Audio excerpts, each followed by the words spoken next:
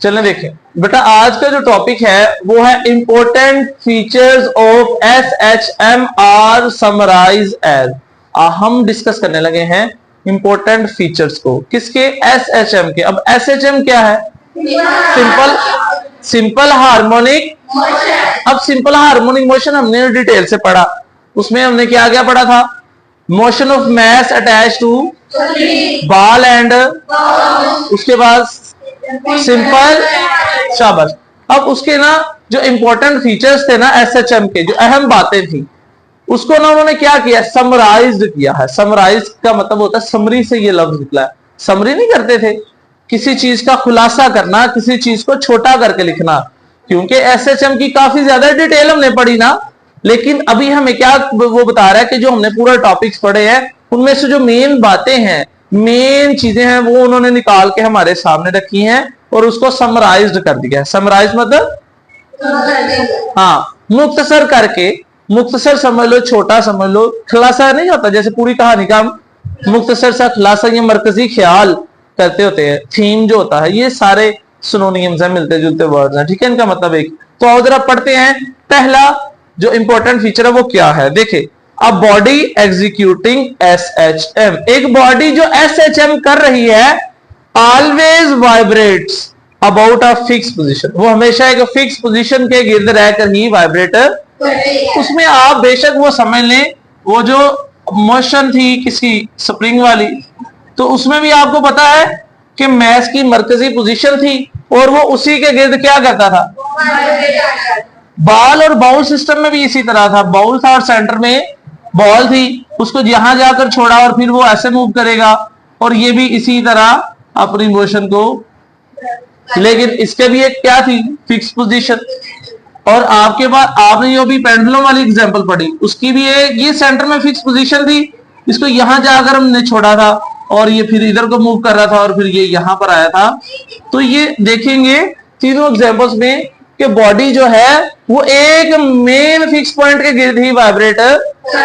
ये इस पहला पॉइंट हमारा, जिससे आप कह सकते हो याद रखने के लिए कि पहले पॉइंट में हमने फिक्स पॉइंट के बारे में बात करनी है। तो ये जो फिक्स पॉइंट वर्ड है, इसको आप हाईलाइट कर लें ताकि आपके जहन में रहे कि इस पॉइंट में क्या याद करना है।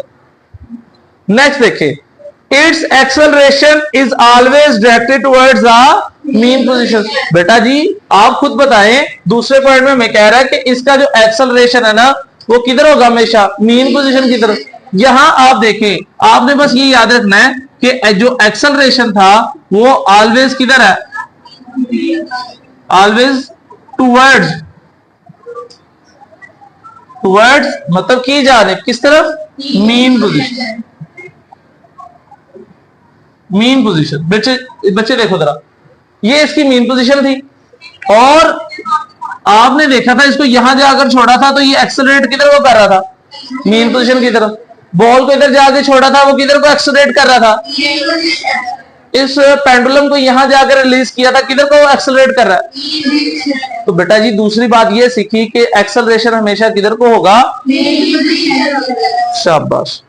थर्ड पॉइंट देखें, magnitude of acceleration is always directly proportional to its displacement. ये बात हम तीसरे पॉइंट वाली पहले पढ़ के आए हैं कि एक्सेलरेशन जो था वो डायरेक्टली प्रोपोर्शनल था किसके?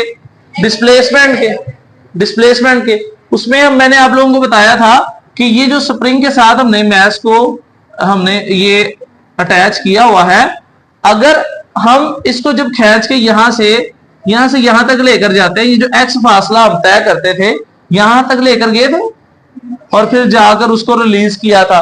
अगर बेटा आप कम फासला तय करवाओगे तो ये कम एक्सेलरेट करेगा, लेकिन अगर आप इसको ज्यादा दूर तक खींच के लेकर जाओगे, ज्यादा दूर तक किया तो फासला, डिस्प्लेसमेंट ज्यादा करोगे तो ऑलरेडी एक्सेलरेट भी तो वो ज्यादा ही करेगा, उसका एक्सेलरेशन भी ज्यादा ही होगा। इसका मतलब है दोनों डायरेक्टली प्रोपोर्शनल है। डायरेक्टली प्रोपोर्शनल का मतलब बताया हुआ है कि अगर फासला ज्यादा करोगे तो एक्सेलरेशन भी, पेंडुलम को ज्यादा ऊपर जाके छोड़ोगे तो वो ज्यादा एक्सेलरेट नहीं करेगा। तो यहां पर ये बात याद रखनी है आपने कि डिस्प्लेसमेंट जो है वो डायरेक्टली प्रोपोर्शनल है एक्सेलरेशन के, जिससे मुराद ये है कि फासला ज्यादा करने से एक्सेलरेशन भी ज्यादा होता है। और ये फ्रॉम द मीन पोजीशन है। ठीक है, याद तक करें आप।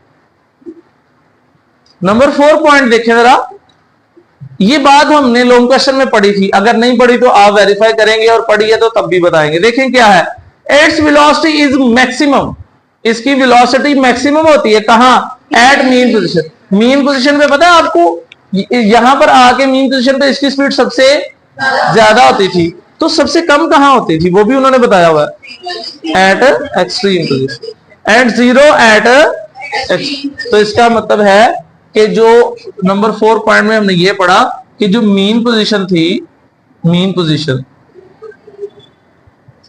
जो मीन पोजीशन थी, यहां स्पीड क्या आती है, मैक्सिमम, और जो एक्सट्रीम है, एक्सट्रीम पोजीशन पे स्पीड क्या आती है, 0। तो इस पॉइंट में ये वाली बात समझने वाली थी। जी बेटा, चारों पॉइंट क्लियर हुए हैं, क्लियर हुए हैं। आ जाए नेक्स्ट। नेक्स्ट इसकी छोटी छोटी सी 4 डेफिनेशन है, जिनको ये नाम दे रहे हैं करेक्टरिस्टिक, मतलब खसूसियात का। Now we discuss different terms which characterize simple harmonic motion. कहता है सिंपल हार्मोनिक मोशन की कुछ खसूसियात हैं, वो 4 पॉइंट हैं, और ये 4 डेफिनेशन इंतहाई अहम है। इनमें से अक्सर 1 या 2 डेफिनेशन जो है पेपर में आई होती है, तो आपने, और ये बड़ी आसान भी है, बड़ी सिंपल भी है, तो इनको समझना भी है और इसको याद भी करना है आप लोगों ने। ठीक है, देखिए सबसे पहले क्या है, वाइब्रेशन। वाइब्रेशन का तो नाम सुना हुआ है ना। अब वाइब्रेशन क्या है बेटा, सुनो, वाइब्रेशन से मुराद है 1 कंप्लीट राउंड ट्रिप, पूरा एक चक्कर जो है वो एक वाइब्रेशन है। मिसाल के तौर पर इसका एक चक्कर कहां से कहां तक होगा, अगर यहां इसी की मिसाल लेते हैं, अगर यहां छोड़ूंगा, इसको मैं रिलीज करूंगा, तो इसके जाके वापिस आना एक पूरा कंप्लीट राउंड ट्रिप एक वाइब्रेशन है। फिर जाकर आएगा तो दूसरी वाइब्रेशन, फिर जाकर आएगा तो तीसरी वाइब्रेशन। तो एक पूरे चक्कर को क्या कहते हैं, एक वाइब्रेशन। इसी तरह यहां पर बॉल को रिलीज किया, जाकर वापिस आना एक वाइब्रेशन। इसी तरह पेंडुलम को यहां से छोड़ा, जब पेंडुलम मीन पोजीशन से एक्सट्रीम पर, एक्सट्रीम से मीन, और फिर यहां वापस आएगा, तो एक वाइब्रेशन कंप्लीट होगी। तो वाइब्रेशन से मुराद क्या है, 1 complete round trip, 1 complete is called vibration. ठीक है, आओ जरा, 1 कंप्लीट राउंड ट्रिप। अब वो 1 कंप्लीट राउंड ट्रिप किसका है, ऑफ अ वाइब्रेटिंग, किधर है, about it's mean position. Mean position के गिर्द किसी भी बॉडी का जो एक पूरा चक्कर है, उसे क्या कहते हैं, एक वाइब्रेशन, 1 वाइब्रेशन। वाइब्रेशन की बात समझ आइए, क्लियर हुई बात। चलो अब नेक्स्ट देखो, दूसरा जो पॉइंट है हमारा अहम, टाइम पीरियड। टाइम पीरियड क्या है बेटा, एक बॉडी को अपना पूरा चक्कर लगाने में जितना टाइम लगता है वो उसका टाइम पीरियड है। सिंपल सा काम, एक बॉडी को जितना टाइम लगेगा ना एक वाइब्रेशन करने में, जाकर वापिस आने में, वो उसका टाइम पीरियड है। मिसाल के तौर पर एक पेंडुलम को छोड़ा, वो जाकर वापिस आया 2 सेकंड बाद, तो उसका टाइम पीरियड 2 सेकंड्स है। और अगर एक पेंडुलम को छोड़ा और वो जाकर 4 सेकंड बाद वापिस आया, तो उसका टाइम पीरियड 4 सेकंड हो गए ना, 4 सेकंड्स हो गए। क्लियर हुई बात कि नहीं हुई, समझ आ रही है। आओ जरा अब डेफिनेशन पढ़ो।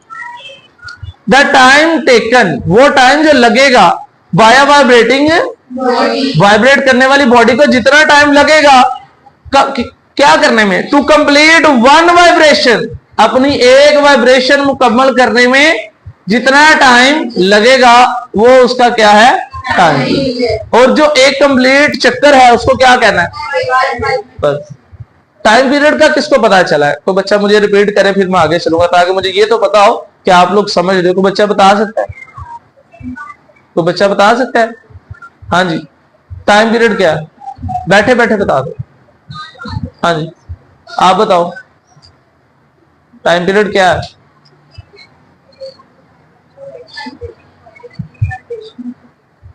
हाँ, लेकिन उसमें याद रखना है कि एक वाइब्रेशन पे जितना टाइम लगता है। दोबारा इस लाइन को पढ़े जरा, शाबाश।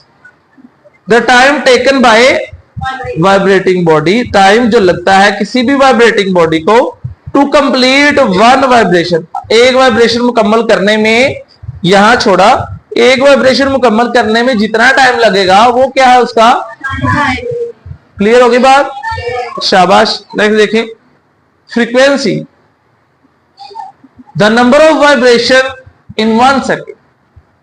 फ्रीक्वेंसी क्या है सुने, नंबर ऑफ वाइब्रेशन इन, आप मुझे बताएं, ये चेक करना होगा, ये 1 सेकंड में मुझे बताना मेरा हाथ कितनी दफा वाइब्रेट किया होगा, 3 टाइम, 3 टाइम। तो मेरे हाथ की फ्रीक्वेंसी है 3 hertz.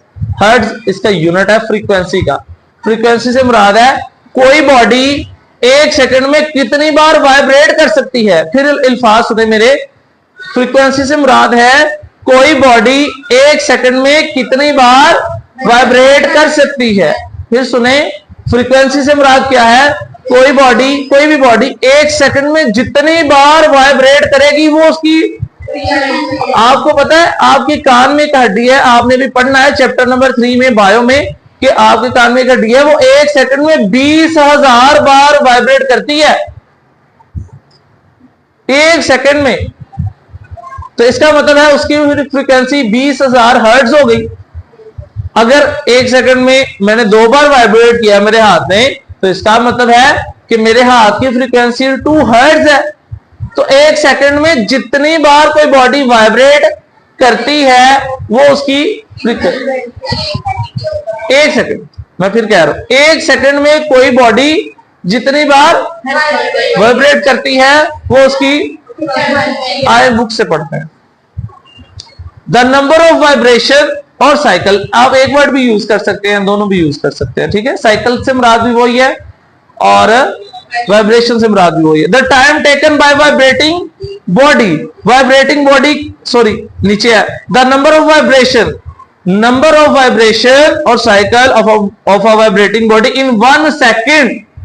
Number of vibration in 1 second, English में क्या बनाइए, नंबर ऑफ वाइब्रेशन इन, आप इस तरह भी लिख सकते हैं, number of vibration in 1 second. 1 second में जितनी बार कोई बॉडी वाइब्रेट करती है इसे क्या कहते हैं, इस कॉल्ड इट्स, और इस ये रेसिप्रोकल है, ये उल्टा है, ठीक है, टाइम पीरियड के। देखो फ्रीक्वेंसी का फार्मूला लिखा होगा 1/T, फ्रीक्वेंसी का फार्मूला लिखा होगा 1/T, कि ये जो टाइम पीरियड है ये उसके रेसिप्रोकल है, ठीक है। आज जरा आखिरी रह गया, आखिरी डेफिनेशन आज की, फिर इसको वाइंड अप करते हैं। एम्पलीट्यूड, बेटा जी कोई भी बॉडी जो वाइब्रेट कर रही है, देखिए जरा, कोई भी बॉडी जो वाइब्रेट कर रही है, फर्स्ट करो ये उसकी मीन पोजीशन, अब वो वाइब्रेट कर रही है ऊपर को भी और नीचे को भी, ऊपर भी और नीचे को भी। ये जो उसने मैक्सिमम फासला तय किया ना, यहां से अगर आप मालूम करोगे तो ये मैक्सिमम फासला नहीं है, ऐसे ही है। ये जो एक बॉडी मैक्सिमम फासला तय करती है ना, इसको कहते हैं हम एम्पलीट्यूड। क्या कहते हैं बेटा, दोबारा बताएं जरा, क्या कहते हैं इसको, एक कोई भी एक जो होती है ना, जिसे कह लो वेव समझ लो, एक वाइब्रेटिंग बॉडी समझ लो, वो जितना मैक्सिमम फासला तय करेगी ना, मैक्सिमम फासला, जितनी ज्यादा हाइट पकड़ेगी, उसकी जो हाइट होती है ना, उसकी हाइट को एम्पलीट्यूड कहते हैं, उसकी ऊंचाई को एम्पलीट्यूड कहते हैं, जितना उसने मैक्सिमम फासला तय किया होता है। आए जरा बुक से देखते हैं,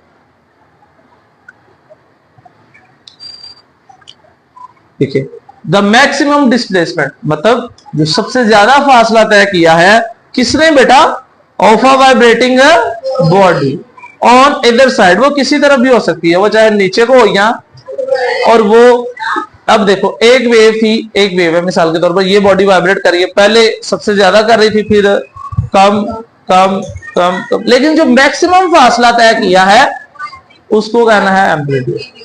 क्लियर होगी बात।